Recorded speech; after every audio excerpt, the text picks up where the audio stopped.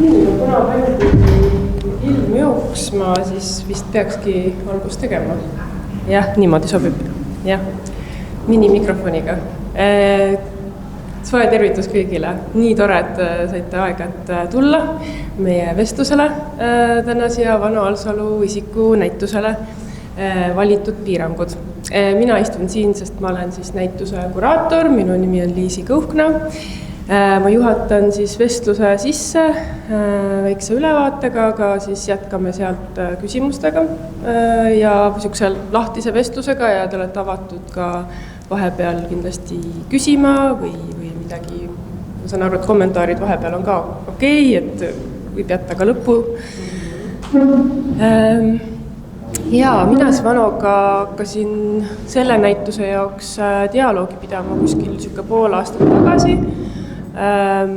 See võib öelda, et on protsessi näitus, ta sai või võrsus siis tegelikult 2 eelmisest näitusest ja kuskil 2 aastat on selle näituse teemad juba ringluses või õhus olnud.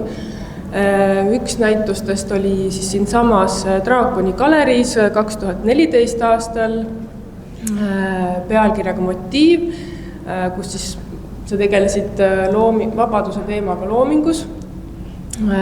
Ja teine näitus toimus nüüd hiljuti Stockholmis, Duer galeriis, mida kureeris Stella Mõttus, mis tegeles siis piirangutega või piiratusega. Need 2 asja nagu pealkirjast on siin näha, siis nagu said siin näitusel kokku. Ja kui Vano looming peale vaadata, siis see on väga vaba, eks ole, seal just nagu ei olegi piiranguid või seal on selline küllus ja võib-olla siis see tugev jõud või vägi selle vabaduse najal siis nagu ka õitses, siis elu teeb nii, et see tähendus, mis meil on vabadusele, võib muutuda mingi hetk vastavalt siis mis iganes sündmustele või uuele infole, siis kunstniku looming muutub ja minul oli õnn kohtuda Vanoga tegelikult siis just sellises faasis, kus olidki tekkinud mingid uued rajad ja võib-olla mingi täiesti kaardistamata suund, kuhu siis sa olid minemas, et see näitus oma teemadega tegelikult veel jätkub ilmselt järgmiste näitustega veel ja ei ole veel täielikult avaldunud, aga selle sees olevad siis sellised rõõmud ja ka pinged ja väljakutsed olid midagi, kus ma sain olla siis toeks ja me saime sellest rääkida ja tegelikult on mitte ainult Vano või maalikunstnike mure või teema, vaid tegelikult üldse kunstnike teema. Sellest võiks rääkida. Võib-olla teistest asjadest ma lisaks jooksvalt võib-olla teostest ja protsessist, et kõike kohe ei räägi. Jah, võt, aga siis annan sõna Vanole ka.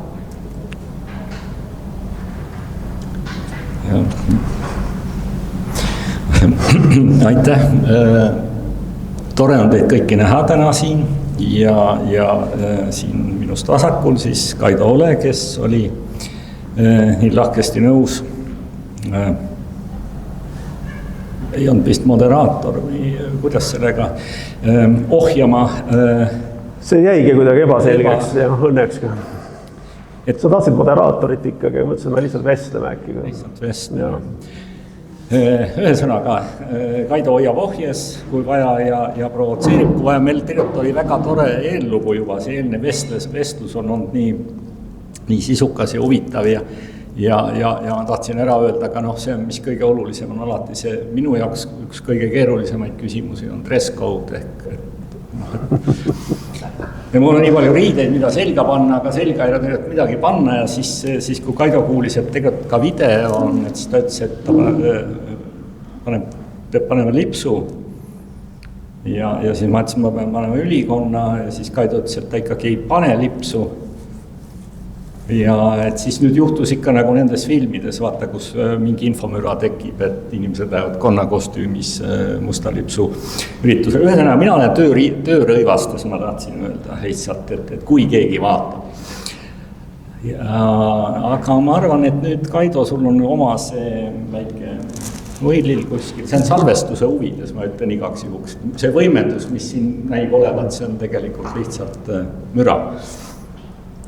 Et eks peab siis, ega nüüd enam pääsu ei ole, peame asjast rääkima.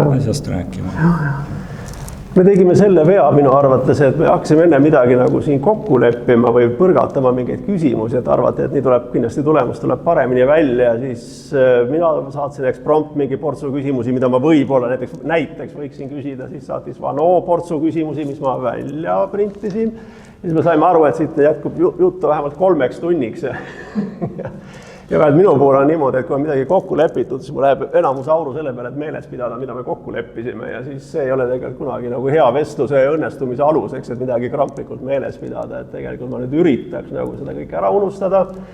Ja vahetult enne algust oli veel, et ma ütlesin Vanole, okei, siis ma küsin selle asja esimesena. Oi, ära seda küll esimesena küsimusena. Okei. Selle juurde. Ja nüüd kogu aeg mul kerib peas, kas ma ikkagi just näiteks küsin selle esimesena ära. No vot niimoodi, et üks on tööriietes, teine on ülikonnas. Okei, ma küsin tegelikult 2 varianti, mis mind ennast siiralt huvitavad, et ma ei tea, mis see muu formaat nüüd on, aga ma hakkan nagu ikkagi inimlikumast otsast peale, et siis te saate natuke veel korraks omavahel rääkida, sest et sa Vano ütlesid mulle ka mitu korda ikkagi, et see koostöö Liisiga oli ikkagi fantastiline, et me ei tohi Liisi kuidagi ära unustada selles kolmikus, et me peame kindlasti temast rääkima. Siis, ja Liisi jõudis ka juba öelda, et sa oled sellises ülemineku perioodis, mis on alati väga huvitav ja siis ta kuidagi aitas ja kuulas sind ära ja et sul see oleks kergem. Ja siis vahetult, Liisiga enne ei ole tuttavad, aga sa ütlesid, sa olid terapeut, kunstiterapeut inimeste juures, kellel ongi probleeme. Ja ma sain aru, kuidas mul äkki läksid peas need asjad nagu kokku, et vaat kui hästi... kuidas sa Vanood said nagu aidata, et... Nüüd ma saan aru, miks ma ennast nii hästi tundsin. Ja tegelikult muidugi mu küsimus olekski ikkagi olnud see, et kuidas siis toimib see kuraatori ja kunstniku koostöö, eriti kui kuraator satub sellisel hetkel, kui kunstnik on tõesti teelahkmel, mis on alati selline palju lubav, aga samas ka väga kriitiline olukord, et sa võid seal teelahkmelt ju vabalt ka kraavi keerata ja siis tõesti, ma olen ka aeg-ajalt kutsunud inimesi ja tahtnud nagu abi saada, et äkki sellest vestlusest kuidagi ma saan tuge, mõnikord olen saanud, mõnikord ei ole saanud, nad ei ole kuraatorid olnud, aga ma olen valinud kedagi, kelle puhul äkki võiks nagu abi olla, aga nüüd tundus, et täiesti, kuidas öelda, ametlikud staatused osutusid ka sisulisteks, et kuraator ja kunstnik täiesti aitasidki üksteist, et võib-olla paari sõnaga sellest, et see on ilus küll. Jah, ega nüüd peab kõik ära rääkima, mikrofon on minu käes, et seda ma... Nüüd ta läheb minema üldse. Ta kardab, mida ma võin nüüd ikkagi öelda. Et tegelikult on nõnda, et ega see ei ole nüüd selline välguvalgusel saabunud tõdemus, et eks see tajumus on kogu aeg olnud, et vähemasti minu jaoks on maalimine hästi selline üksildane tegevus. Eks kunsti aru juba oma olemuselt ka ole individualistlikum, kui me võrdleme võib-olla siis keraamika või ehtekunsti trükigraafikaga, kus inimesed kogunevad peale õnnestunud tööpäeva ühiselt siis pressi ümber. Et see vajadus saada nagu nii inimlikku professionaalset tagasisidet on tegelikult kogu aeg olemas. Eks igasugune näitus iseenesest on ju ka võimalus selleks saada siis mingit kriitikat, kiitust, igal juhul mingisugust sellist refleksiooni.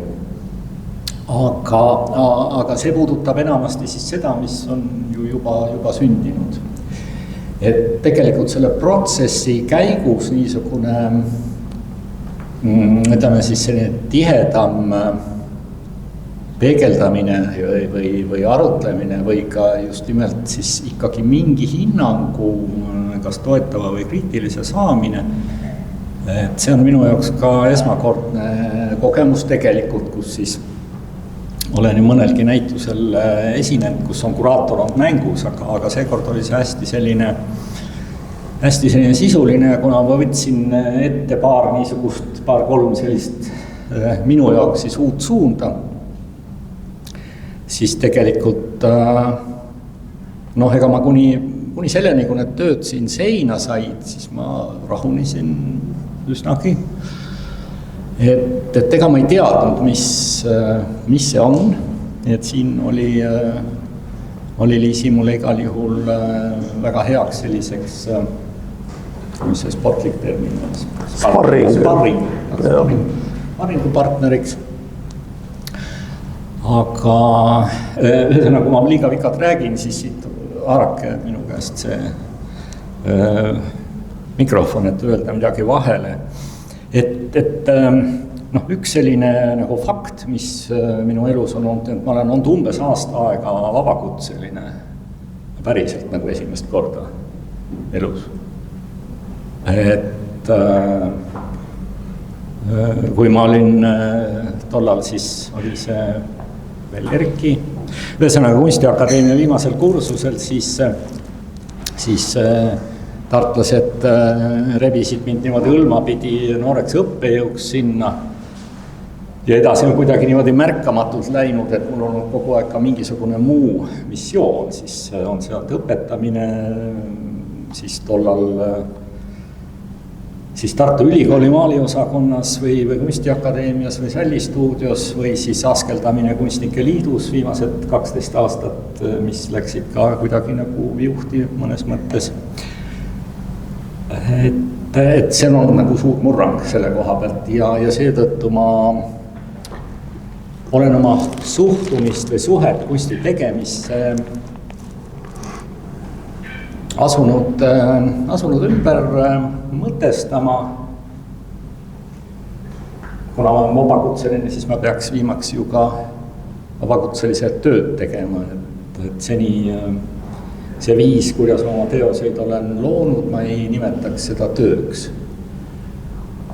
Aga noh, siin ütleme sellesama pildi ees istudes ma võin öelda, et ma olen tööd teinud päris palju tunde.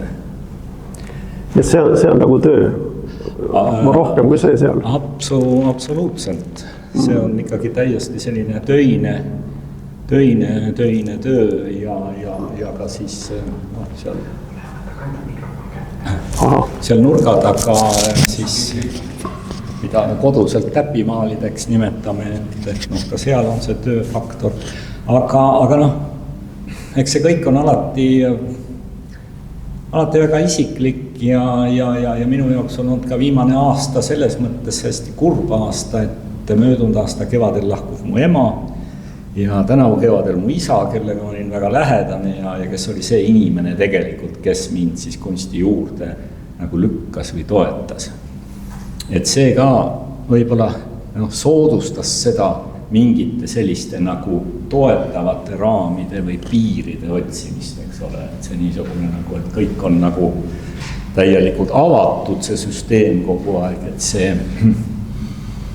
ilmselt ka seda kaudu muutus minu jaoks natuke raskesti siis talutavaks. Tahaks kohe midagi küsida, aga Liisi, sa pead ka midagi ütlema, ega muidu läheb asi tassi kõik.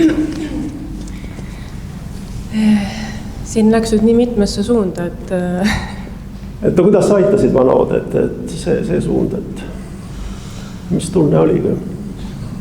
Mis tunne oli? Said ise ka aru, et olid abiks? Hämmastavalt sarnane tunne oli, või noh, see juhtub nii, et kõik need erinevad ametid ja pagasid, mis meil läbi käinud elus on, et nad tulevad kuidagi kaasa kõigesse, mis me teeme. Nii et siin ma endale pidin lihtsalt esitama mingid küsimused, millist sorti kuraator mina üldse olen ja siis, et kuidas mina töötan, kuidas töötab kunstnik ja siis, et kuidas see kokku klapib. Et meil Vanoga sobis hästi juba algusest peale kõik see, mis ma siis nii-öelda pakkusin või see stiil, kuidas mina suhtlen, et oli palju kokkusaamisi, need olid pikad kokkusaamised, vaatasime töid, aga samas ka kirjutasime või vestlesime, vahetasime materjale, et see on nii individuaalne, kuidas keegi eelistab oma loomingus teisel nagu läheneda. Toeks olemine saab toimuda erinevaid meetodeid kasutades, aga jah, seda saab midagi küsida. Mille poolest erineb kuraatoriks olemine näiteks heast õpetajast? No see on ikkagi see, et sa näed nagu mõistlikke arenguid, et sa nagu julgustad pigem sinnapoole, sa näed võib-olla eemalt ikkagi, millel võib-olla on vähem mõtet. Ühesõnaga sa pead nagu vaatama, et inimene jõuaks sinu arvates ikkagi maksimaalselt hea tulemuseni ja sa arvad, et sa näed seda õiget suunda või et mitte, et kunstnik ei tea, aga ikkagi, kas sinul peab olema nagu arusaamine heast ja halvast vist? Siin on kaks asja. Üks mõjutus minu eelmisest erialast, et kui ma kunstiterapeudina töötasin, siis need meetodid, mida ma seal kasutasin, ma kuidagi kodustasin need kuraatori töösse. Mitte kõiki neid, aga teatud meetodid. Ja üks nendest on lahenduskeskne teraapia suund, mis on selline tulevikku vaatav meetod. Ja see eeldab siis, et inimese enda sees on need kõik nagu vastused olemas, et sina ei ole seal neid pakkumas kuidagi või siis neid, et sa aitad nendel nii-öelda esile tulla. Ja selleks on siis olemas erinevaid suunavad küsimused või siis sellised nagu provotseerivad võtmesõnad, mida saab vestluse käigus nagu kasutada. Et siis võib-olla sa ei teagi, et ma neid kasutasin. Aga neid siis pehmelt kasutades on võimalik aidata nagu koorida välja või vähemalt siis aidata liikuda edasi või sinna suunas, kuhu tundub, et on minekut. No jah, ikkagi umbes see, mis ma... Midagi sellist. Muidugi on inimese sees, seda ma mõtlengi, et ega sa ei paku, aga sa ikkagi pead aru saama, et kas sealt kerkib nagu halb või hea või inimene, kui ta on segaduses, ta võib pakkuda erinevaid. Ta üritab paljudes suundades minna, ta ei ole võib-olla kindel. Sina kuula, Vano, sina kuula. Siin mulle väga meeldis tegelikult, et Vano oli algusest peale avatud täiesti niimoodi ausalt rääkima ja suhtlema. Et ta ütles kohe, et kui sulle midagi ei meeldi, mis iganes põhjusel, siis palun ütle midagi. Ja et meil ei tekkinud nagu seda kohta, kus ma oleks tundnud, et ma nüüd ei või väljendada oma arvamust või kuidagi nagu küsida juurde. Et oli küll hetki ju, kus nagu tekkis, mitte siis vaidlusi, aga võib-olla mingid küsimusi mõne teose kohta, jah, et miks või kas võiks. Ma ei tea, kuidas sa jäid rahule, kui ise nende lahendustega, et... Ei, ma olen kõigega väga rahul. Ma nüüd üritan kelle aru saada täpselt, mis moel. Et ilmselt see... vaadake, osad väga olulised sõnad on tahes-tahtmata, nad devalveeruvad, muutuvad klišeed, eks üks on ka lahtilaskmine. Mina ei ole üldiselt hea lahtilaskja, aga aeg-ajalt ma suudan. Üks eluline näide, see oli mõned aastad tagasi, sõitsin autoga Viljandist Tartusse ja kiire oli ja seal on üks suur sügav org, kes teab seda teed sõitnud, jah. Ja mingisugused autod sõitsid seal, nüüd ütleme siis jalgratta sõbrad, ärge nüüd pahaks pange, et ma nii detailselt seda kirjeldan. Et ühesõnaga koperdasid minu ees, see on niimoodi umbes nagu 89-ga nagu 3 autot ja ma olin kaua aega kannatlik, aga kaua sa ikkagi kannatad ja sõitsin mööda ikka siukse 120-ga, nii nagu võimalik on ja siis vihaga sõitsin alguses ka veel natuke 120-ga, aga siis jälle muutsin tagasi nagu iseendaks selliseks korralikuks inimeseks.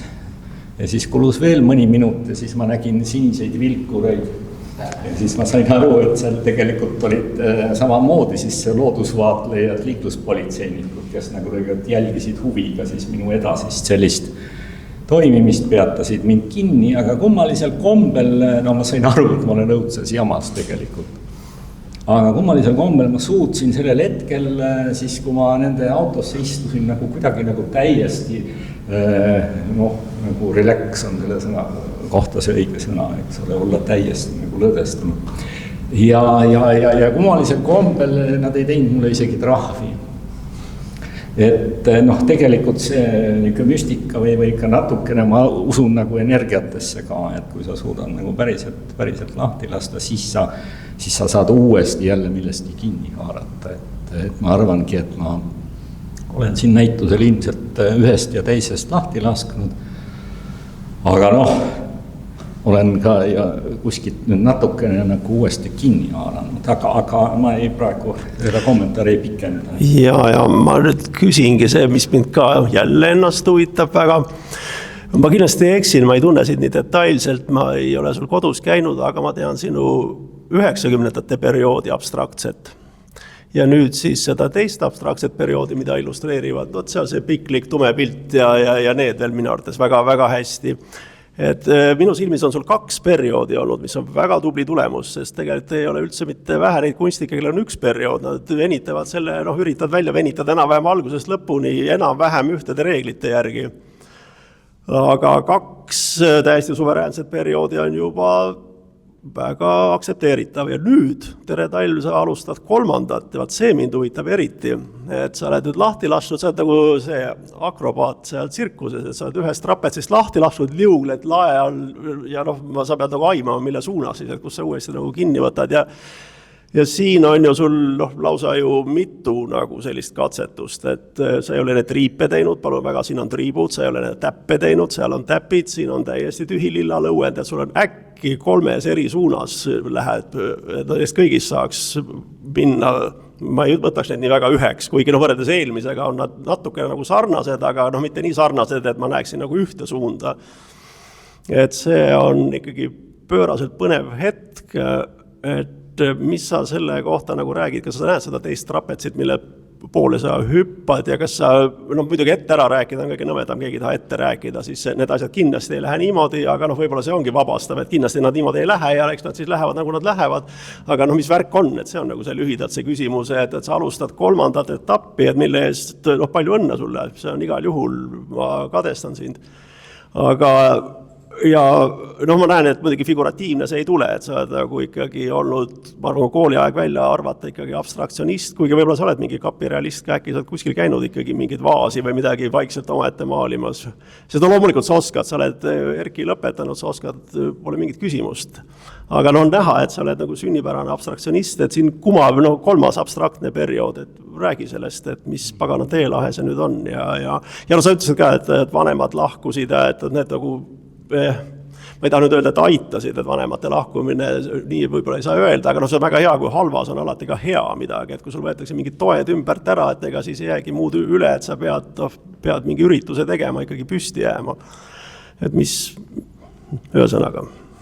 Jah, ma olen nõus sinu märkamisega, nüüd ilmutan ilmselt ka üle seda poolust sulle vastates, mida kõik ei tunne või kes on mu maale vaadanud üksiti ei tunne, et ma olen tegelikult ka kohutavalt selline, ma ei tea, kumb see parem, perfektsionist kõlab alati kuidagi nagu Itaalia päraselt ja rõõmsalt, eks ole, pedant kõlab nagu saksa päraselt, eks ole, ilmselt seal on mingi ühisosa. Et ma seetõttu teen kohe mõningad väiksed korrektuurid ja täpsustused. Esiteks tegelikult ongi niimoodi, et umbes 37 aastat ma ei ole ühtegi sirge, need on esimesed sirged jooned üleüldse, et isegi rääkimata triipudest. Ega nad nüüd nii sirged ka ei ole muidugi.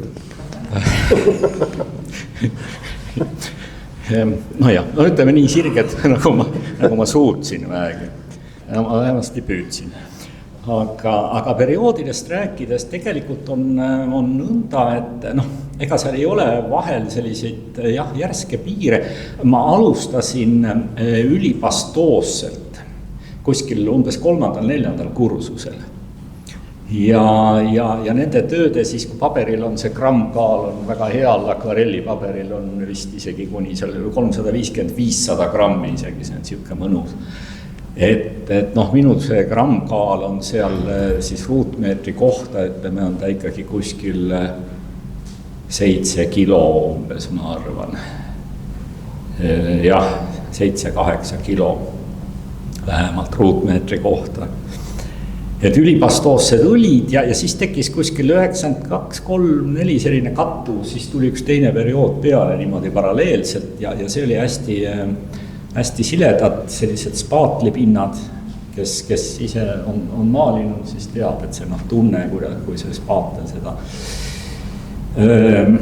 värvi sinna lõuendi peale niimoodi nagu tõmbab, koos siis võib-olla sellise ekspressiivse pintslitööga.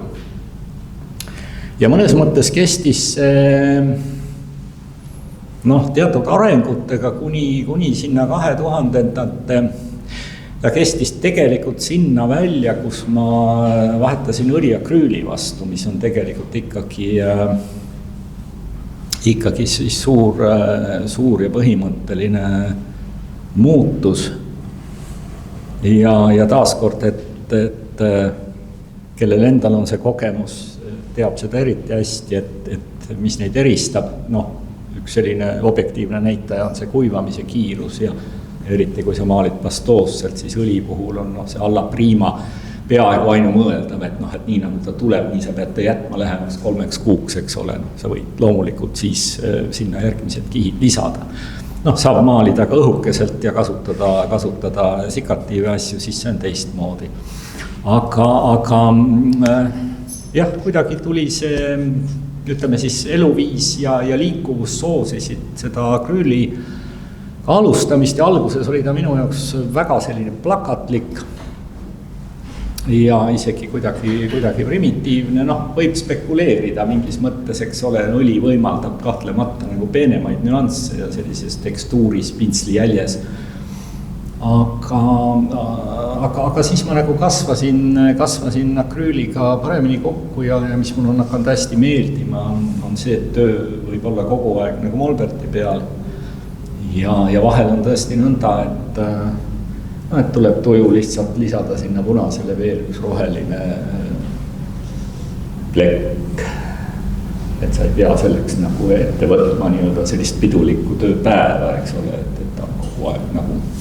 Ma kujutan ette, et kirjanikel, ma ei ole ise suurt midagi kirjutanud peale vajaliku artikli, aga kuidagi nagu mõttes võrdlen ennast vahel kirjutajaga ja siis võib-olla pigem sellise luuletajaga või poeediga, mitte romaanikirjanikuga, kes ka ikkagi nagu eksleb ja otsib ja aga märkmik või mingi paber peab kaasas olema, et tegelikult kui tuleb see vaim siis peale või tuleb see mõte, et siis sa saad ta ikkagi, võib-olla sa teed seal hiljem parandusi, tõmbad midagi maha, eks ole, või mõne sodid kägrutad kokku, selle paberi viskad ära ka, aga et sa oled tegelikult nagu sellel lainel siis just või püüda neid ja kujutlusi.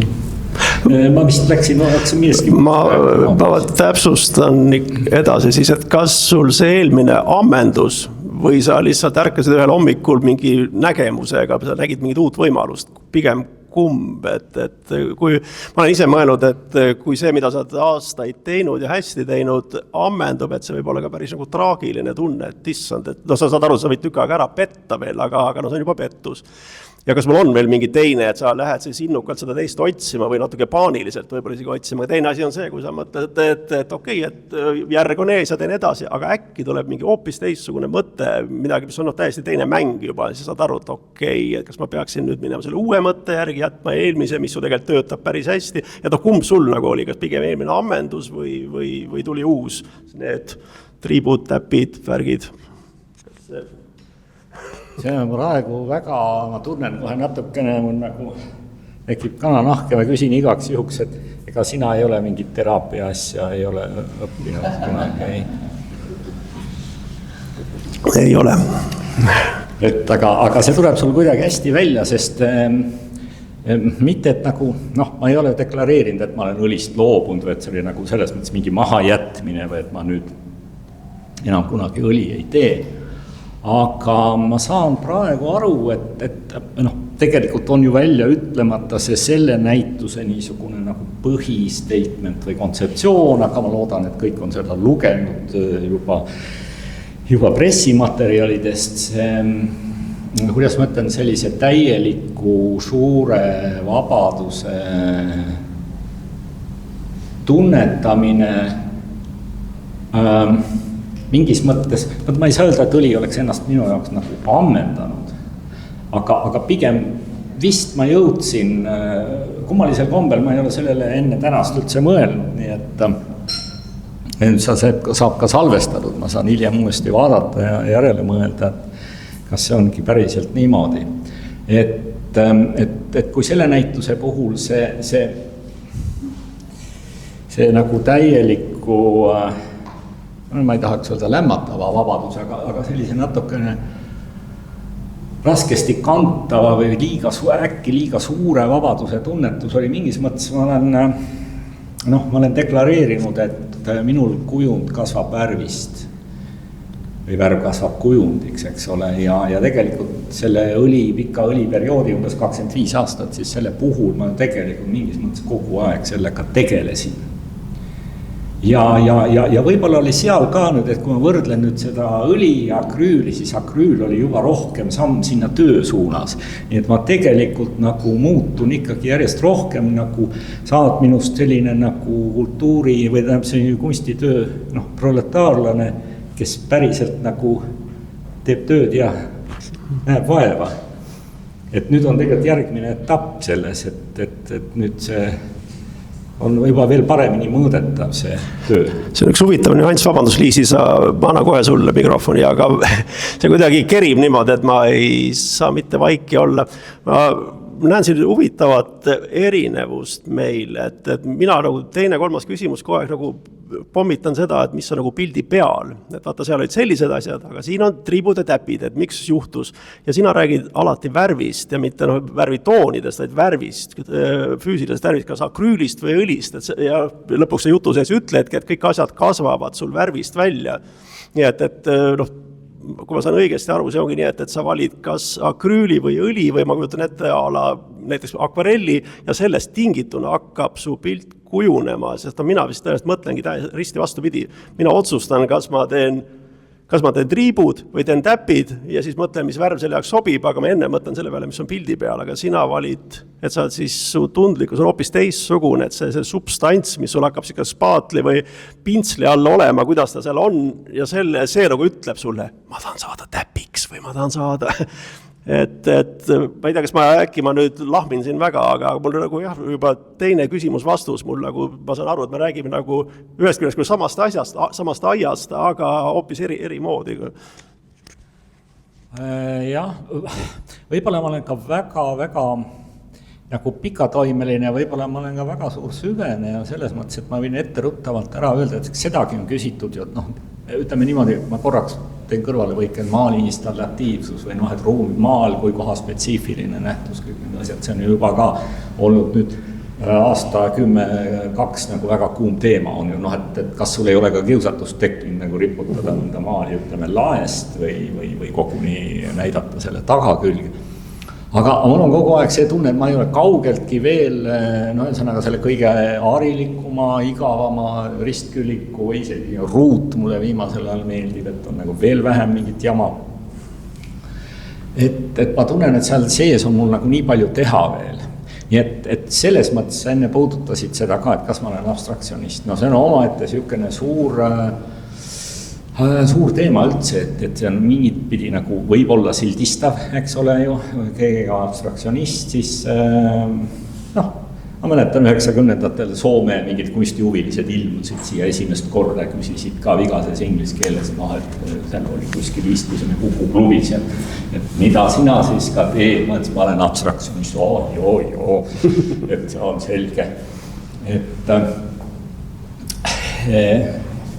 jah, aga läheks Oota, aga Liisi, kuidas sa kuuled seda juttu kõrvalt, et mis sul on kõrvu?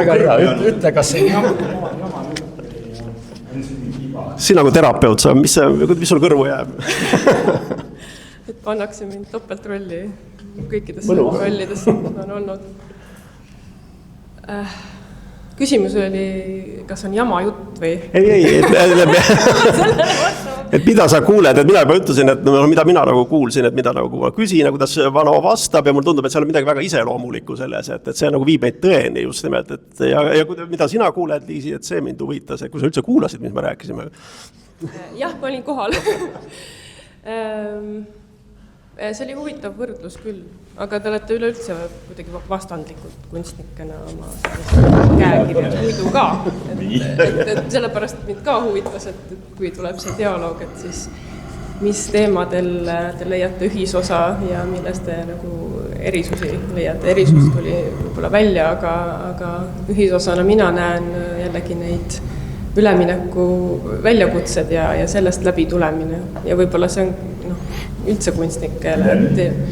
Või transformatsioon äkki parem sõna? Jah. See ei meeldi meil, okei. Et seda ma nagu oli huvitav kõrvalt näha, kuidas üks kunstnik lahendab enda jaoks seda transformatsiooniga seotud nagu üles tulnud, ma ei tea, läbielamisi või.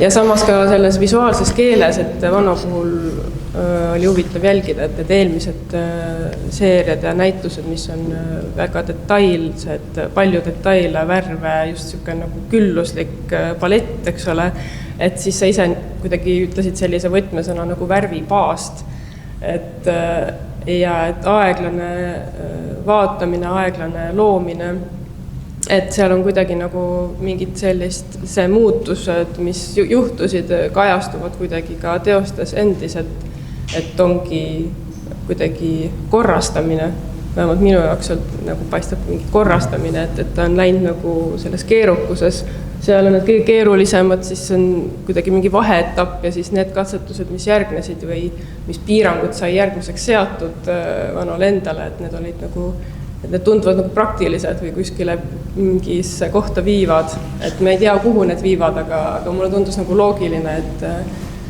et nad kuidagi said. Ma ei tea, kuidas see kõlab sulle? See kõlas täiesti aktsepteeritavalt. Siis mul ei ole sellega mingit probleemi, mis sa ütlesid.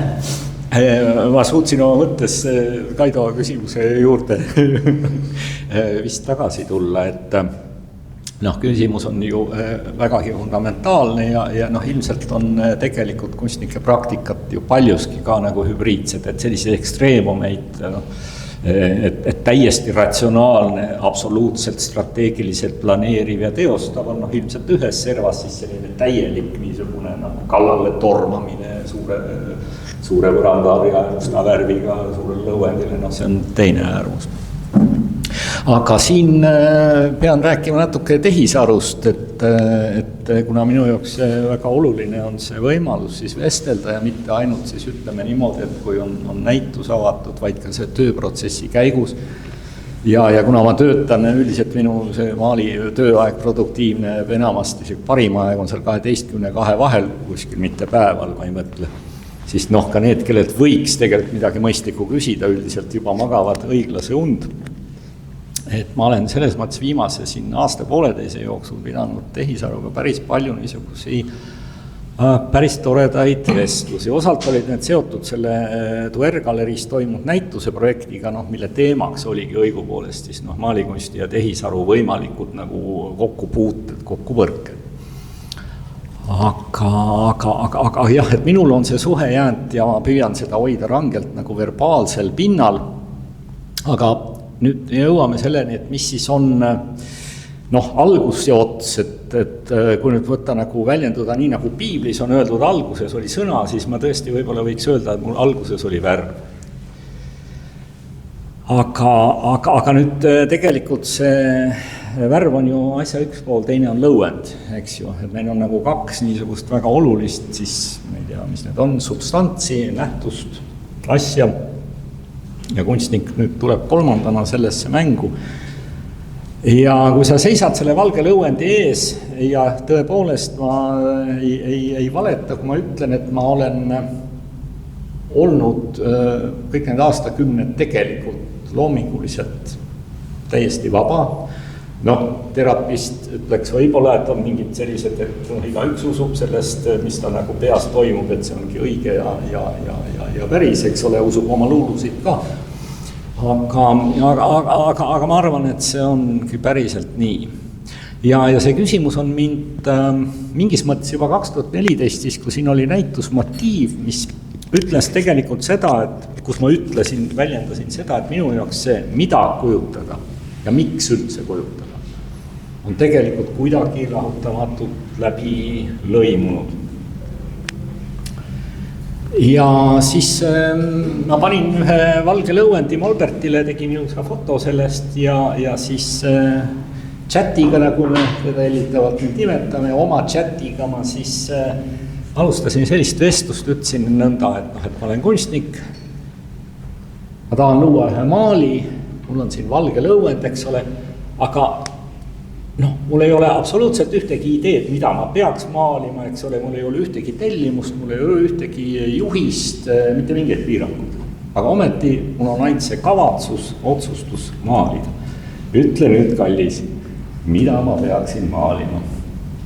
Ja muidugi esimese hooga tuli see, nagu me teame, Tehisaru on selline abivalmis, ütleb, et kas võtame nüüd kõigepealt läbime kunsti ajaloo, eks ole, ja vaatleme seal mingisuguseid selliseid häid eeskujusid ja et kellel on hästi läinud ja et siis teeme niimoodi. Ma ütlesin, et ütle, mis tundeid see sinus tekitab, see valge lõuend.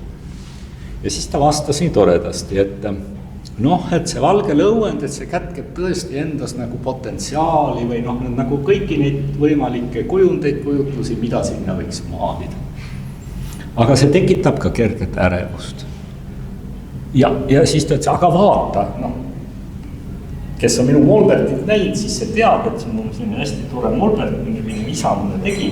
See on niisugune päris lai selline esilaud, kus siis paljude maalide värv on nõrgunud ja siis chat. Toredast. Aga vaata, milline selline, ma ei mäleta sõna-sõnad, inspireeriv selline värvimaastik on sul selle all. Siis ma ütlesin, et that's my boy, et miks mitte. Aga tegelikult jah, et kui sul on täielik vabadus kujutada mida iganes, kuidas sa need otsustused teed, kus see tuleb? Et võib-olla see on ka nüüd omal kombel, kui me selle paastu mõtte siin tõime mängu, et see on nüüd niisugune, selge on see, et kui seda väga ekstreemselt praktiseerida, siis see võiks, nii nagu on mingid eriti karmid budistlikud praktikad, me teame, kus mungad lasevad ennast sinna auku panna maa sees, eks ole, üks kord päevas viiaks toitu ja siis nad helistavad kellukest, et nad märku anda, et nad on veel elus. Et selline ekstreemne liha suretamine ja vaimu suretamine, siis võiks jõuda selleni, et sa, meil on ka siin Eestis isegi kunstnikke, kes on deklareerinud, et nende praktika on see, et nad enam ei maali. Aga minu jaoks ütleme veel, kui äärmuslikku minimalismi ma võrdleks, ma tooks ikkagi siin niisuguse Newtoni füüsika ja need asjad mängu, et meil on absoluutne null, mis tähendab seda, et ükski molekul ega aatom ei liigu, täielik paigalseis. Aga teises ääres piire ei ole. Need on inimesele kujuteldamatud temperatuurid, mis valitsevad kuskil päikesekroonis või galaktika südamikes, aga põhimõtteliselt see on lõputu. Ehk siis ka visuaalse mitmekesisusega, et kui ühes äärmuses on meil siis,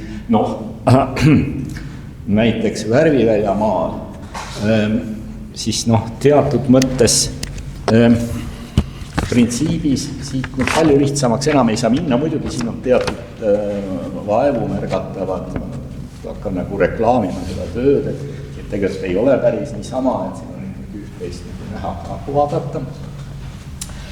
Aga ütleme siis nõnda, et selline äärmuslik minimaalsus või üldse äärmuslikud praktikad, et tõenäoliselt nad on kuidagi tervendavad mingis hetkes, kus see statement ongi see, et ma astun kõrvale, ma ei tee midagi, aga ma ei tea, inimest kannab mingisugune elujanu ja kunstnikku kannab mingisugune väljendusjanu ilmselt, mis siis ühel hetkel murrab ikkagi sisse uksest aknast ja sa leiad ennast jälle seda valget lõuendit täitmas siis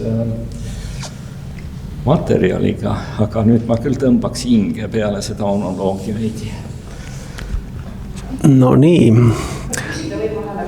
ikka. Vanuses inimesed saada.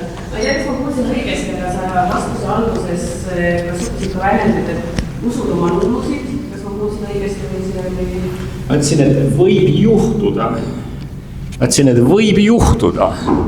Ma ei rääkinud nüüd nagu filmidel on see, et selle filmi süžee ei kajasta ilmtingimata selle stuudio seisukohti. Okei, no ma mõtlen õigesti, sest mu küsimuse teine osa on see, et ma hiljuti ühest vanast dokumentaalvideost nägin, kuidas Margus Sorge Kiitsmaa ilusti selgitas, et igal kunstnikul peab olema oma nunnu, mis teda edasi viib. Et on ka selle ufonaut või kosmonaut või saatan või jumal või on mingi missioon, et kas sul on ka mõni selline nagu fiks idee või et noh, kuna meil on selline teraapiaruum, turvaliselt välja öelda. Noh, Kaido mulle juba ühe hirmuäratava küsimuse, mille ma palusin siis, millega ta tahtis täna alustada, ma lisarsin, palusin, jätame selle ikkagi lõpetuseks. See on nüüd samast klassist või kategooriast. Tead, ma arvan, et kindlasti on, aga võib-olla siin on nüüd samamoodi, et nagu selline heal teraapia seansil, et need üllatused iseenda, kui ma peaks sellest teadlikuks saama enne tänase vestluse lõppu, siis ma luban, et ma ütlen seda. Ja ma aitan selle küsimusega ka kaasa veel, mida ma ei tohtinud esimesena esitada, aga ma küsin su käest sellist asja, mul jälle ma nagu tunnen siin meie heas mõttes erinevust, et sa räägid nagu algusest päris palju, et kui on tühi lõuend, kui on absoluutne null, ja see on tõesti selline ülimalt kindel alguspunkt, aga sealt edasi võib ta minna 1000 eri moel. Aga mina olen nagu elu lõpuks aru saanud, et ma olen ikkagi selline lõpumees. Et algus võib nagu olla, aga otsustav on see, mis seal lõpus juhtub, et kuhu ma välja jõuan, mis seal lõpus on ja kuidas ma sellega rahule jään või ei jää ja kuidas see balanss seal on. Ja nüüd ma võtsin selle korraks paberi ette, mul tundus, et üks sinu küsimus rihib ka natuke see teema sinnapoole, sa ütlesid, et vaadata maali kui mitte kuivõrd mida, vaid kui keda rohkem, oli midagi sellist, et maal kui isiksus või maal kui keegi. Ja minu jaoks see seostus kohe sellega, et sa pead talle nagu hinge andma ikkagi, ta peab nagu ellu ärkama, ükskõik mis paganama romantilisi sõnume ei kasuta, aga see on selge, et see on ikkagi, see kõik suundub selles suunas, et algul on tühi lõuend, siis hakkad midagi tegema. Ja siis ütleme, on väga heade kunstnike tööd ja öeldakse, et vaadake, kus meister, mida ta on teinud, aga need tööd on nagu ellu ärganud, seal juhtub miski ja siis kui on kehvem kunstnik, siis kõik on nagu pildi peal olemas, aga seda miskit ei ole, elu ei ole, ta on ikkagi mis, mitte kes.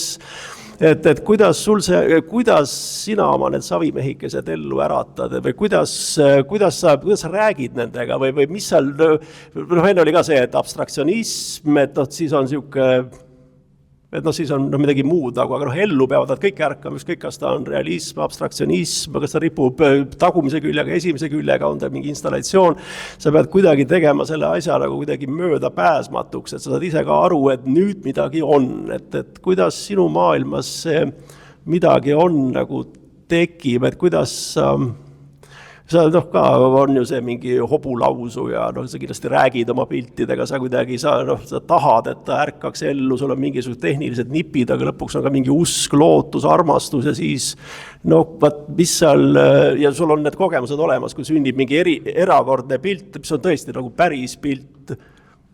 Mis seal juhtub, kuidas sina teed seda, et ta nagu, kuidas selline asju seal, kuidas ta valmis saab, kuidas ta lõpuni jõuab, sa räägid algusest, aga sa pead ju ka lõpetama, sest see oli vist kunagi ühel eelmisel vestlusel, kui ma küsisin sinu käest ka, või ma ütlesin, et mina ei oska selliseid pilte maalida, sest ma ei oska neid lõpetada, ma ei saa aru, kus on lõpp, aga ma arvan, et lõpp määrabki kõik, sa ütled, nii, nüüd on valmis. See väike pilt, nüüd on valmis, et ei tee seda purpur-punast kollaseks ümber ega midagi, et see, ma ei usu, et sul on nüüd väga ammendav vastus, aga natuke kobamisi sa räägi, kuidas sul see maagia toimib, kuidas sa šamaan teed seda? Tead sa praegu, ma ei tea, kas sa teed seda sihilikult või tegid sa seda kogemata, aga sa viisid mind praegu selleni, et ma nüüd üritan ära vastata tegelikult selle küsimuse, mis sa tahtsid, et ma kohe ütleks ja mida ma lootsin edasi lükata, et ütleme siis niimoodi, ja see on siin üles kerkinud ka, eks ole, et me oleme siin mõnevõrra justkui esindame, mitte justkui, aga esindame nagu erinevaid praktikaid või lähenemisi on võib-olla hea sõna. Ütleme siis niimoodi, minu naine peab mind väga ratsionaalseks inimeseks muuseas. ja kui sa siis poetasid mulle sellise pommküsimuse, mille täpne sõnastus läks mul isegi see kuidagi traumaatiliselt, ma olen selle unustanud, aga see mõte oli vist enam-vähem nagu selles, et noh, et mis on sinu olemuslik olemus või kes sa või võib-olla sa tahad seda oma sõna, noh midagi sinna kanti, eks ole, noh põhimõtteliselt, et see on nagu selline asi, mida me noh, kes rohkem, kes vähem, eks ole, sellega ju peame kuidagi aeg-ajalt tegelema, ennast defineerima, positsioneerima, eks ole, aga noh, see on, ma ei tea, pigem nagu midagi küsitakse umbes surijalt, et noh, mis su elus siis nagu korda läks või noh, et kuidas see et millal sa saad teha nagu sellise tasandi nagu kokkuvõtteid on ju, või järeldusi on ju, ma olen see. Aga siis ma mõtlesin, et kui ma natuke järgi mõtlesin, siis ma sain aru, et sellel on vastuseid, isegi palju vastuseid.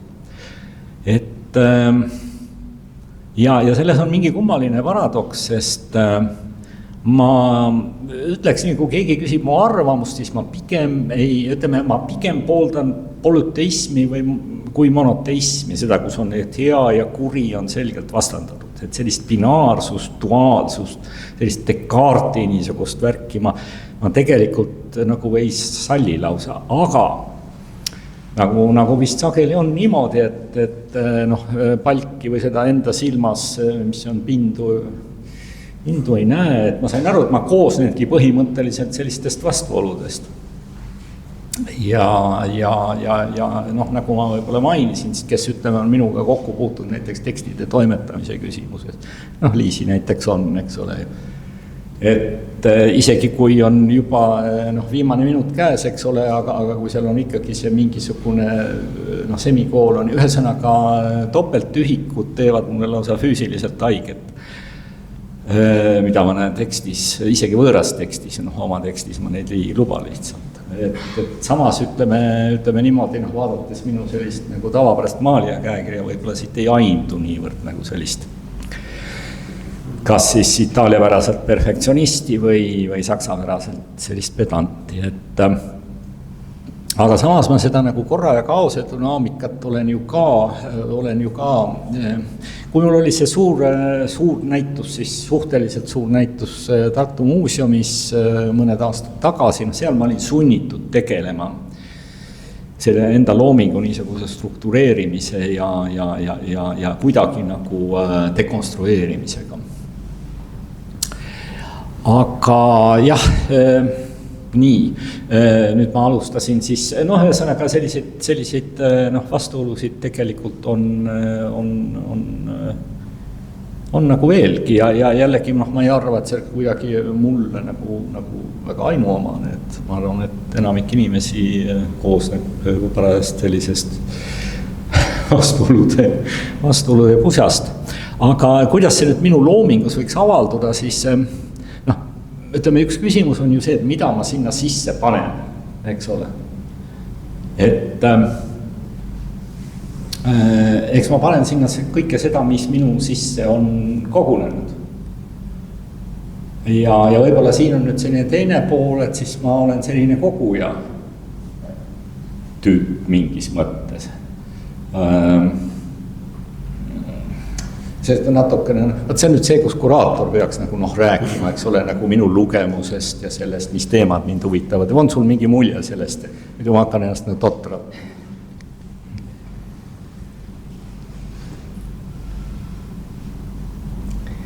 Lugemusest mul ülevaadet ei ole.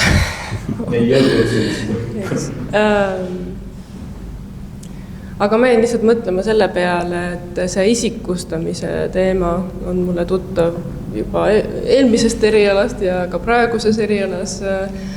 Teine viis, kuidas ma ise olen lugenud sinu teoseid või neid tõlgendanud on, et ma näen neid kui jutustajaid või nagu loo jutustajad, et seal on mingi narratiiv. Et üks võimalus on siduda seda, eks ole, mingite infokildudega, mida ma sinu enda käest kuulen sinu elust või mis iganes, aga samas sealt tuleb läbi ka mingid muud sorti jutustusi minu jaoks teinekord, mis on väga tunnetuslikud, et mulle meeldisid need hetked, et kui sellised hetked, kus ka seda poolt sai peegeldada oma vahel, et olid lihtsalt sellised jälle need suunavad küsimused või mingid mingid kohad, mida võib-olla sa ise välja esile ei toonud, aga jäid mulle silma, et need üles visata olid võib-olla need hetked, kus ka see tekst või see koorumine nagu hakkas juhtuma. Ma ei tea, kas mäletad selliseid hetki, kus ma võib-olla tõin välja midagi, mida sa ei olnud ise nagu niimoodi vaadanud. Ja teine võib-olla, ja siis veel kolmas viis, kuidas tõlgendada, et see autentsuse teema, et mis on mulle kuidagi hästi oluline iga näituse või teose puhul, et mingisugune sisu, mille siirus või mille mingi teose või näituse tuumik, mis on niivõrd kuidagi olemuslikult see kõige siiram iva, et sellega ei petanud kedagi ära, et see nagu mingi teistmoodi kvaliteet, mida ma taga ajan, et ta peaks olema aktuaalne, ta peaks olema kuidagi autentne. Et kui sul teinekord tekkisid küsimused, et kas hea või halb, siis minul oli, et kas päris või võlts, midagi sellist. Ma ei tea, kas oskad Ja taas ma ei vaidle vastu sellele, mis sa rääkisid, sellega ma saan nõustuda, tähendab jah, et see küsimus, eks me kõik paneme mitte ainult oma loomingusse, kes kirjutab, kes loob heli, eks ole, kes kokkab, elab oma elu, paneme seda, mis sinna enne on kogunenud ja ka oma mingisugust tahet, et mingisugust energiat, et see mingisugune ma ei taha, et see kõlaks kuidagi liiga Wagnerlikult, aga ütleme, et see mingisugune tahe, mingisugune otsustus luua, see, eriti kui sul on nagu see täielik vabadus, et see on hästi määrav ja eks ta on selline natukene taestamata, selline kuidagi mingisugune esoteeriline tasand võib siin sisse tulla või müstiline. Aga võtta, ma läheks korraks võib-olla tagasi selle, mis Kaido puudutas, et see on tõesti minu jaoks olnud üks selline võimalik niisugune viis suhestuda nagu oma teostega, suhestuda ka teiste teostega, on läheneda neile või suhestuda nendega kui inimeste või isiksustega. Ja eks me teame, psühholoogias on ju suurte uuringutega välja mõõdetud see, et see esmane reaktsioon tegelikult on 0,1, võib-olla natuke rohkem kuni 0,3 sekundit, kes on veidi pikema toimelisem, et kui keegi tuleb meil tänaval vastu, et see on see sadade tuhandete põlvkondadega kujunenud selline esmane, et mis on esmalt seotud ohu siis aspektiga, et kas ohtlik, ohutu või neutraalne. Aga siis me kirjutasin need numbrid üles.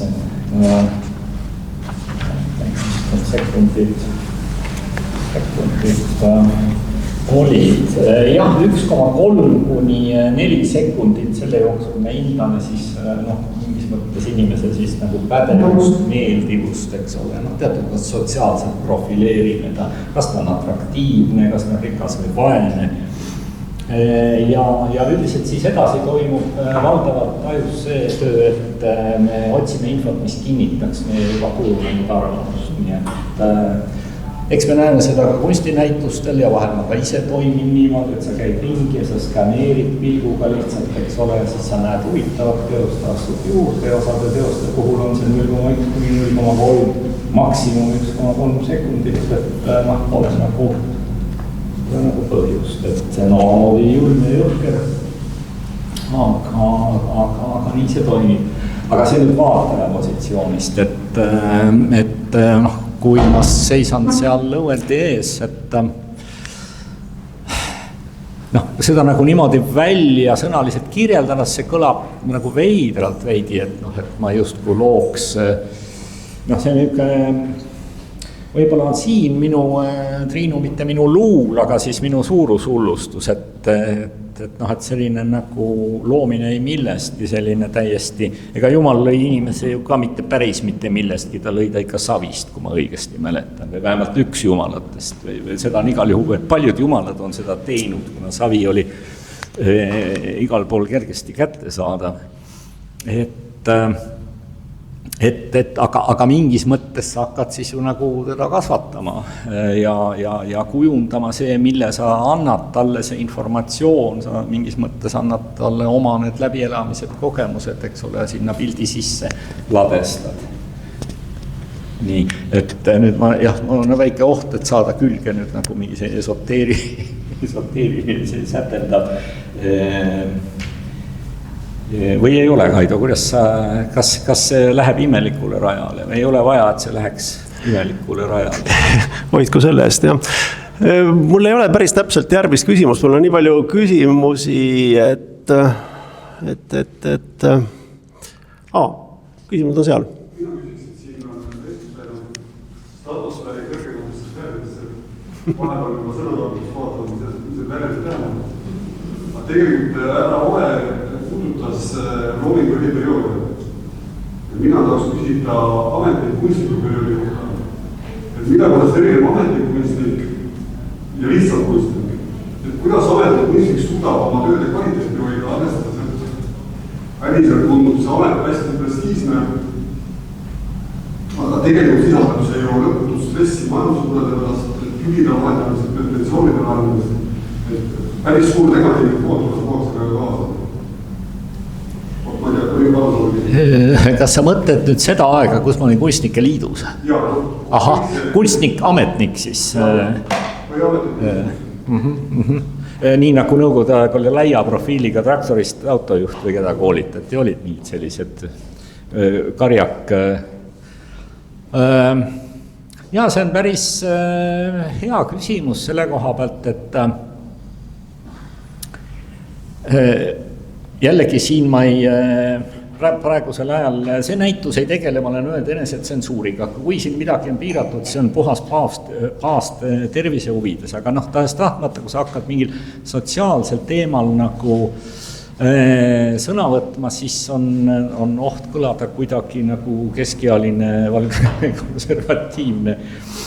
konservatiivne mees, et on mõned kasvatusteadlased, kes ütlevad, et lapsed vajavad piire. Mina ei ole pädev ütlema, kus see paras tasakaal on, eks ole, aga tõenäoliselt kogu tsivilisatsioon ja kultuur ikkagi, ütleme niimoodi, et ta on ehitunud teatud sellisele võrgustikule, eks ole, mingile karkassile, kui seal ei oleks mingisugust korda, siis oleks kaos.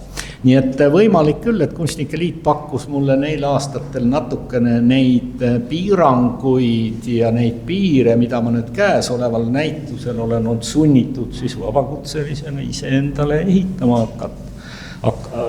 Olen hakanud ehitama, eks ju, ehk siis kui puur nagu ümbert ära võetakse, siis see on nagu mingi Stockholmi sündroom või midagi taolist, tähendab, et inimene peab ehitama endale ise mingisuguse raamistiku, et sinu eelkäija Jaan Elken, keda siin ei ole, keda võib vabalt tsiteerida valesti tõenäoliselt, aga tema vist nagu ütles, et kui tema oli president ja jättis kõik endas sinna kabinetti, siis ta ikkagi õhtul tormas ateljeesse ja siis see kuidagi vabastas teda, et ta oli nii rihmaks juba tõmmatud ja ta oli viidud nagu meeleheite piiril ja tema oli kui ekspressionistil, et see tegelikult oligi just see kütus, et ta võib-olla lõi seda paremini, seda plahvatuslikumalt, mida rohkem teda seal siis mida rohkem ta ennast jättis Kunstnike Liitu, paradoksaalsele kombel seda rohkem ta siis leidis ennast kunstnikuna ja nüüd kurat, ma elan selle kõik õhtul siin kell 12 lõuendile välja ja te raisk, ühesõnaga.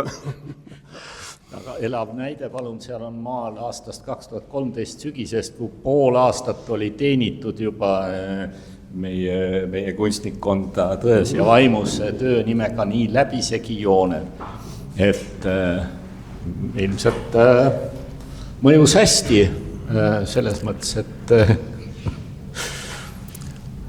sina küll ma olid ühest kahest peale.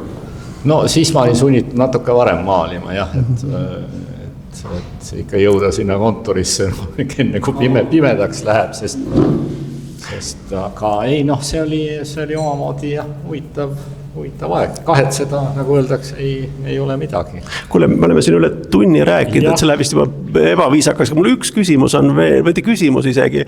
Vaata, see on suhteliselt loogiline, et me räägime alati sellest nii-öelda nagu jah-printsiibil, et miks sa seda tegid ja kõikide nende valikute poolt, et mida sa oled valinud, aga ma arvan, et sama oluline on ka see, mida sa ei tee või mida sa kindlasti ei tee või mida sa igal juhul nagu välistad, et kõik see, mida me ei näe siin või mida me ei ole mitte kunagi su loomingus näinud, et see nagu peenelt öeldes defineerib inimest täpselt sama palju kui see, mida ta teeb, et kui palju sa ise selle ei poole peale mõtled, et või ma isegi ei küsi, mis sul seal ei nimekirjas on, et me võime seda ju võib-olla isegi aimata, aga et kui palju see nagu on see pluss ja miinus, et inimene läheb nagu plussi poole, aga palju sind ka see miinus mõjutab, et ei, et seda mitte, see kas ei sobi mulle põhimõtteliselt, ma ei taha seda elus ja kunstis, et kuidas need kaks poolt sul on, et tavaliselt laps on ikka see, et ta ütleb vaata, mida ta tahab kommi, ta tahab mängida, ta ei ütle seda, mida ta ei taha, aga täiskasvanud lähevad need asjad nagu rohkem parlanksi, ta mõtleb ka selle peale, mida ta võib-olla isegi tahaks, aga ta ei tee, sest ta saab aru, et see on halb ja tema jaoks see ei lõpe hästi ja nii edasi. On mingid eetilised, moraalsed, aga lihtsalt tõesti ka personaalsed valikud, mille puhul ta saab aru, et parem on mul sellest hoiduda. Raamus, ma ei saa öelda, et ma oleks ilmselt maalis kõigeks võimeline, sest täiesti maali ma nagu Kaido olema tean, ma ei ole võimeline ja ma selles mõttes, nagu sina enne ütlesid, et see abstraktne niisugune lähenemine on sinu jaoks küllalt nagu võib-olla salapärane isegi. See on täiesti vastan nagu samaga, eks ole. Et on teatud asju, mida ma ei tee selle tõttu, ilmselt nagu ütleme, et mu jalg ei paindu nii-öelda, ma ei saa seda balleti võrdlus, spagaati ma ei tee lihtsalt mitte, et meeldiks spagaati teha, vaid lihtsalt ei tee seda.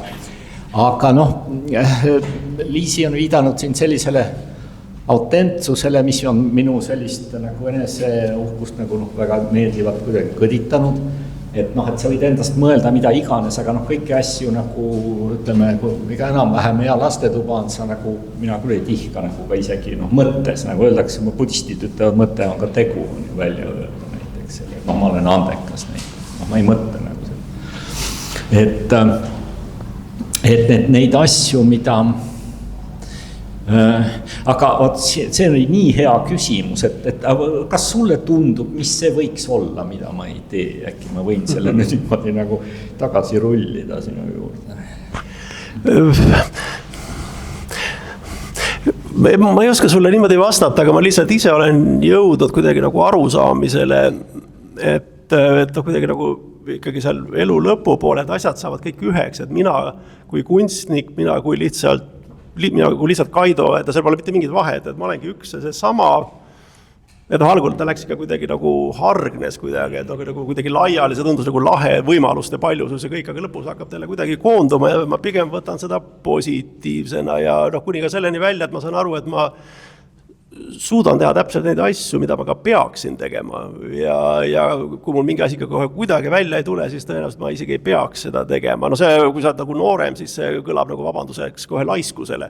Aga see ei olegi minu asi, ma ei viitsi sellega pingutada, aga kuskil sügaval on seal nagu tõde olemas, nii et nii-öelda need valed asjad, õiged ja valed asjad, jah, et see polegi isegi alati nagu moraali ja eetikaga seotud, aga lihtsalt sa ei suuda võtta kõike, mida maailm pakub. Et algul ikkagi tundub, et sa vist äkki peaks proovima vähemalt või äkki katsetama vähemalt ja siis sa lähedki hulluks selle katsetamise käes, aga lõpuks sa jätad nagu suhteliselt kerge südamega peaaegu kõik ära, sest sa saad aru, et see ei ole nagu sinu jaoks, et see ongi see ei pool, aga see ei ole nii lihtne, seda siin on hea nüüd öelda 2 minutiga, aga selleks kulub ja terve elu ja ikkagi sa seda lõplikult ära ei lahenda, ikkagi sa mõtled, aga äkki katsetaks või aga äkki, et see, ma nägin, see oli nii lahe, keegi kuskil tegi või kuidagi, et miks mitte, Nojah, uudishimu, mingisugune, ütleme niimoodi, ühel hetkel mulle tundus, et ma olen leidnud, ütleme siis otsides klassikutelt mingit sellist tsitaati, mis oleks nagu niivõrd põhjapanev, et nagu öeldaks peale seda, et sa ei vaja rohkem ühtegi tsitaati. Ja Frankfurdis Hugendubeli raamatupoes, suurepärane raamatupood muuseas, müüaks seal ka nii suuri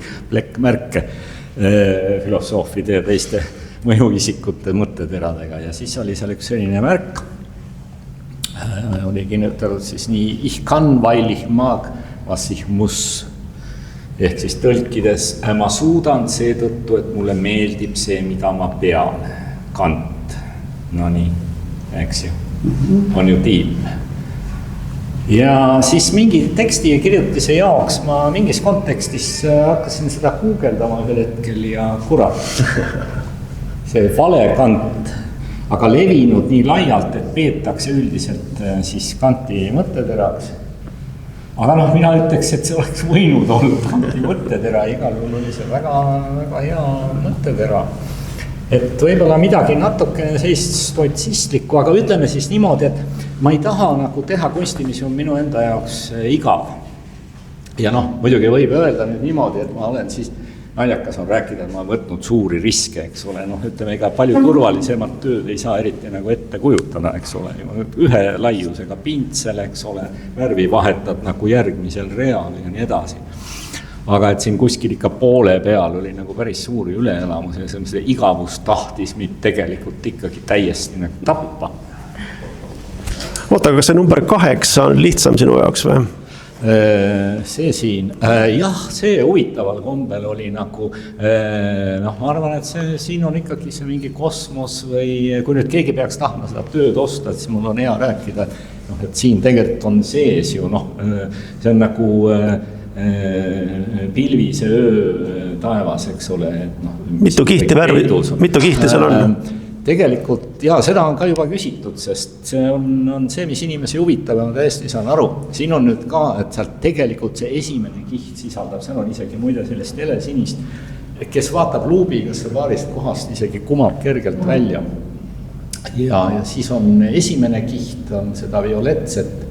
Ja see värv tõesti mind nii lummas. See on Itaalia Maimeri Brera färv. Ma ei ole seda brändi ammu kasutanud. Aga tundus niisugune lustakas ja niisugune nagu moodne värv, et ta nagu vähekene selline kerglane. Ja siis kolmas kiht on siis see, mis on paneb selle asja, nii et seda ma pean igal juhul väga heaks tööks, ütleme, olgu ülejäänutega, kuidas on. No siin see Kant peab nagu paika, sest minu jaoks see oleks kõige keerulisem töö, sest selles mõttes ta mõneti nagu algab ja lõpeb samas kohas, et on lõuend, mille peal ei ole valge lõuend, aga on lõuend, ütleme rahvakeeli, mis on lillat värvi. Ühte värvi, sul mitte mingit alternatiivi ei ole, nurga taga ei ole kollast näiteks või, et see on minu jaoks nagu hulluks ajav dilemma, et sa nüüd sa pead valima ühe värvi ja sa pead olema lõpuni kindel, sa ei lähe järgmine hommik tagasi või kuriväim teeks rohelise või paneks natuke teise tooni, no alati võid ju norida ju, aga sa ei norinudki. Nii et kui telje ühes otsas on see valge lõuend, siis ikkagi teine absoluut, selline täius on nagu selles otsas. Ülejäänud krempel nagu kuidagi mahutub sinna, loksub nagu selle kahe vahel. Aga jah, nii palju, et ma ei tea, kas Liisi meie nende toredate vestluste kohtumiste jooksul sellele sai nagu jälile, et ma olen nagu tohutu melanhoolik. Et tegelikult sellest, kui ma peaks valima ühe märksõna, siis emotsioonide valetist, mis on natuke laiem, või see ei olegi õigupoolest emotsioon, raske öelda, mis see on osalt selline kultuuriline nähtus, eks ole. Et siis ma võiks öelda, et see minu lemmik pealkiri ja minu lemmik värvist me rääkisime, et kui mul on ainult üks pealkiri võimalik panna ühele tööle, et siis ma paneks selleks pealkirjaks ilmselt melanhoolia. Ja Nick Cave, kes mulle ka on omamoodi nagu toeks, lugesin tema ka toredat intervjuu raamatut, kus ta ütles midagi sellist, mille mõte oli enam-vähem selline, et mind ei huvita asjad, millest ma täielikult aru saan. Ma arvan, et ma võin nagu seda öelda ka enda loomingu kohta. Aga vahel on see arusaamatuse määr nagu suurem ja vahel on ta väiksem, et see jälle loksub kuskil seal. Aga siit on kuidagi minul hakata nüüd nagu sellist väljumisstrateegia kavandada. Ukse poole taganema ükshaavalga. Sa juhatasid sisse, sa juhata palun Liisiga välja meid. Juhata meid välja, palun. Ja küsi, jah. Hetkel on jah küsimust. Palun. Väga selgelt formuleerib, ma küsin nagu kohe lausa algusesse. Aga näiteks koht, mis leidis aset suhteliselt hiljuti siin vestluses, kus siis vanamorguse olele peegeldada, et mis on see ei tegemine. Ja siis samal hetkel mul tekkis selline kuidagi väärtus, ja seda võetas üks ainus sõna, mis selle Letsemaali juures üks väike viide taevas, lihtsalt läbi sõna taevas, ja see oli see, mis mul kogu aeg kuidagi ummitas ja võib-olla hoopis kusagil varasemalt, et öelda puhul. Et mulle tundub, et see, mida ei toimu, mida ei tehta nendel lõuendatel, siis on midagi sellist, on kõik kuidagi muudes küsimus on juurde, et kuidas sellele on pidanud arutada, et nad on väga abstraktsed ja see absoluutne vabadus peaks kuidagi väga kompöösselt installeerima seda lõuendit, võiks juba olla niimoodi, et keerata seda ainult 90 kraadi ringi. Ja siis mul on kuidagi väga selge selline ikkagi individuaalne arusaamine, et neid lõuendid ei saa keerata 90 kraadi ringi, neid ei saa üldse keerata. Et nende koondav pidevus tundub olevat mingit sorti selline gravitatsioon, mille järgmine analoogia on seotud maastikuga. Et tähendab, et mulle tundub, et kogu see abstraktne värv virgleb millegi lähedal, mis on maastik ja nüüd see mõte küll väga keeruline, nüüd ma saan aru, et see lihtne küsimus pidi olema see, et kas võib olla äkki maastikudes maailm. Kuidas, et maastikumaali tekkida? See on maastikumaal. Aitäh, väga tore selline poeetiline mõtisklus, see mulle siiralt hästi istub, sest ega ma arvan, et kuidagi täiesti ebapoeetiliselt minu töödest rääkida ongi keeruline. Aga muide maastik on, et minu diplomitöö oli siis, mille juhendaja Keskküla siis nimetas neid psüühilisteks maastikeks, noh, see on ka omamoodi žanr, võiks öelda, kunsti ajaloos ei midagi sellist isegi väga erilist, aga see üleval ja all, et niisugused väga suured arhetüüpsed skeemid on mind algusest peale mõnes mõttes saatnud jah, et maastiku niisugune nagu baasstruktuur või on see siis ainus sirge joon, jah, tõepoolest ju looduses on silmapiir, see on ka näivalt sirge. Aga võib-olla siin isegi nüüd lõpetuseks omalt poolt ma ütleks, et ma olen mõnest tööst rääkinud, et võib-olla nüüd, kes on juba teksti lugenud, teavad, aga ma äkki kommenteerin seda nii-öelda esimest ja viimast tööd veel, et see autoportree jäätise pallina, mis on seal otsas, see niisugune portrait, nagu te ära tunnete, siis mind võib-olla.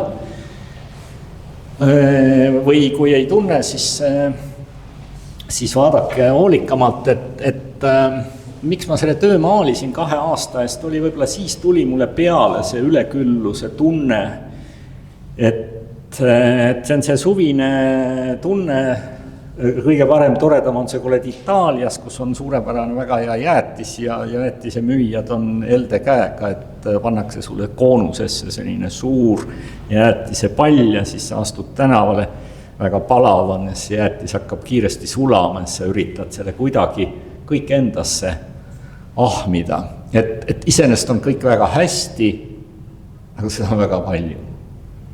Et see ehk sümboliseerib mingil moel seda niisugust vabadust, mida ma olen siis üritanud siin niimoodi tagasihoidlikul moel piirama asuda. Aga selline nagu omamoodi lõputöö selles näituses võiks olla nüüd seal sellest postist järgmine, siis 50 × 50 sentimeetrit töö, mille pealkiri on Mis jääb? Ja see sobib ka sellesse melanhoolsesse üldisse sellisesse alatooni, et kui seda küsida, et mis siis ikkagi jääb, aga see töö sisaldab endas nüüd umbes 6 või 7 maali siis nüüd öelda elemente. Et siis möödunud sügisest kuni nüüd siin kuskil maikuuni ma selle pildi kallal töötasin. Ja iga kord, kui ma siis maalisin mingit maali iga sessiooni lõpus, see viimane värv, mis mul oli pintsli küljes, mis jäi nii-öelda järgi. Et selle ma kandsin sellele lõuendile täiesti ilma igasuguse mõtet, absoluutselt isegi sellise ei olnud 0,1% ootust, et sealt mis võiks tulla. Ja mingis mõttes me jõuame ka siin selle niisuguse maastiku, et kummalisel kombel sinna ikkagi tekkis mingisugune üleval ja all, et kes nüüd kuidas soovib seda pilti tõlgendada. Aga nii, et selle töö sees on ka paljud teised tööd. Ja võib-olla võib siis mingisuguse sellise üldhumanistliku eksistentsiaalse paralleeli inimese elu ja olemisega ka tõmmata, et midagi meisse on jäänud nendest teistest ja jälle teistesse jääb midagi meist, et töödega nagu kuidagi sama lugu. Mul äkki klikkas ära, ma sain äkki kõigest aru tänu Tommi pikale poeetilisele küsimusele ja sinu vastusele, et proovin ka lõpetada targalt, et mul on selline mulje, et sa mitte ei kujuta maastikke, sa teed maastikke. Vaata, maastikud sünnivad ka mingite protsesside tulemusele, ega emake loodus ei taha teha mingid ilusad, ma ei tea, jõe deltat või midagi. Kuskilt tuleb vesi, kuskilt tuleb see, kuskil väriseb maa, siis on veel midagi. Ja lõpuks on selline tulemus, nagu ta on.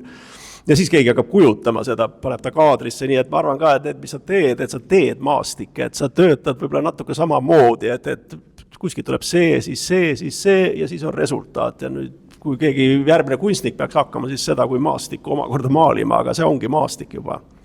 Ka kusjuures ka need triibud ja asjad, mis siin selja taga on, ega see on ka nii, et kui lennukiga lendad, ma ka aeg-ajalt ahetan, et issand, mis see kõik on, et ma tean küll, et see on põld, aga kuidas ta välja näeb ülevalt. Minu poolt kõik, tõesti. Kuule, aga ma siiralt tänan, see oli väga tore kokkuvõte ja kui mul oleks salmik, siis ma kirjutaks selle tegelikult sinna, see on ilusti öeldud ja see annab mulle, võib-olla on siin ka peidus embrüonaalselt see miski, et enne oli ka küsimus, et mis saab edasi, seda mina ei tea loomulikult, aga võib-olla ma kuidagi tulen selle maastiku juurde veel mingil viisil tagasi sinu julgustusel ja kaasvastutusel. Aga see paneb siin jumala rolli, seda maastikke, see tõeline temjurg, kes kujundab maakera. Igal juhul kõlab see väga ahatlevalt, aga nüüd Liisile kokku võttaks. Jaa, tõmbame otsad kokku. Ma tahan lihtsalt omalt poolt öelda, et ma nägin kõrvalt seda protsessi, et minu imetlus, et iseennast ületada oma enda maastikel on väga raske töö kunstnikuna, inimesena üldse. Aga ma nägin, et sa nii-öelda oma perfektsionismist või oma piirangutest ütlesid nii mitu korda selle aja jooksul lahti ja ületasid ennast, et ma tean, et see tee viib kuskil sinna, kuhu sul on vaja, et väga meeldiv oli. Aitäh! Ja aitäh kõigile tulemast! Meie oleme lõpusirgel näitusega, et järgmise nädala pühapäevani olemegi avatud ja siis aitäh kõigile tulemast!